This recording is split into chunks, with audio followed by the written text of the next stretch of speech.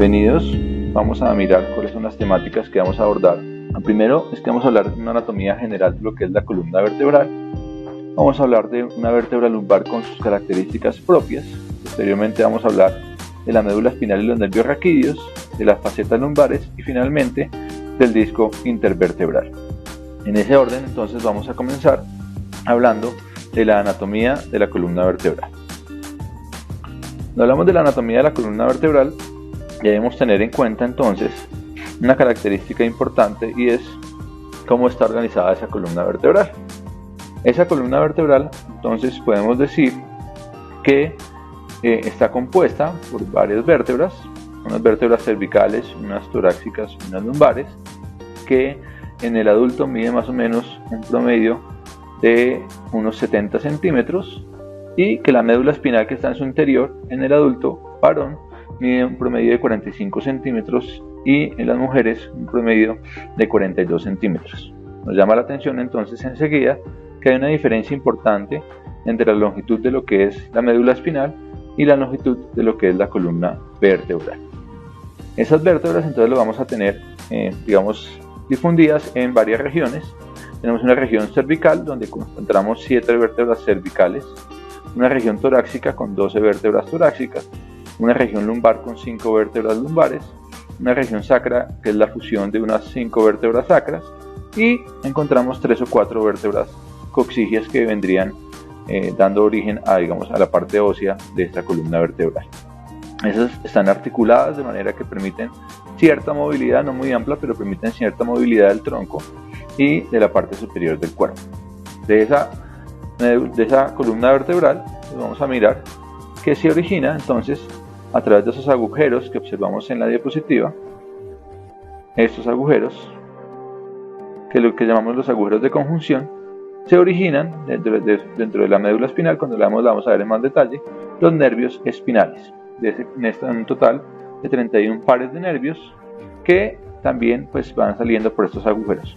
Eso vamos a mirar que puede ser comprimido en algún momento por este disco intervertebral. Ya ahorita más adelante hablaremos de las características propias. Si vamos a hablar de la columna, pues vamos a enunciar simplemente que vamos a tener una curvatura, una lordosis en sentido cervical, una sifosis en sentido torácico, vamos a tener nuevamente una lordosis en sentido lumbar y una sifosis en sentido sacro. La parte de la sifosis torácica y la sifosis sacra presentan o recuerdan la posición fetal que adquiríamos en posición fetal, y la lordosis cervical y la lordosis lumbar tienen que ver con el desarrollo posterior de la musculatura que se da. Todo esto para mantener un centro de equilibrio y para de alguna manera controlar las fuerzas que se ejercen para que se diseminen hacia los miembros inferiores en la mayoría de los casos.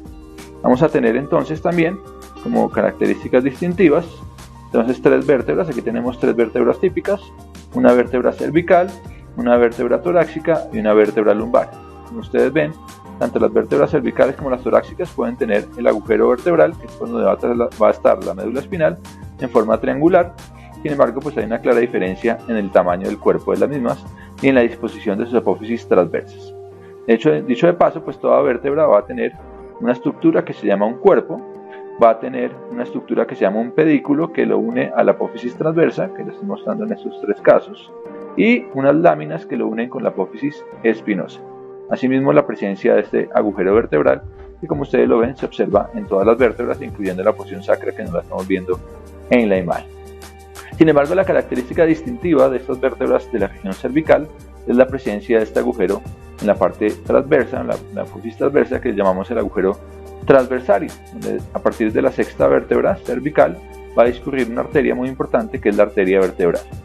De las vértebras torácicas, la característica distintiva es la presencia de carillas articulares en la apófisis transversa y en el cuerpo, que le permitan precisamente articularse con las costillas. Y podemos decir, que por descarte, que las vértebras lumbares carecen de agujero transverso y carecen de carillas articulares en el cuerpo o en la apófisis transversa, y eso las permite diferenciarlas obviamente en las vértebras lumbares.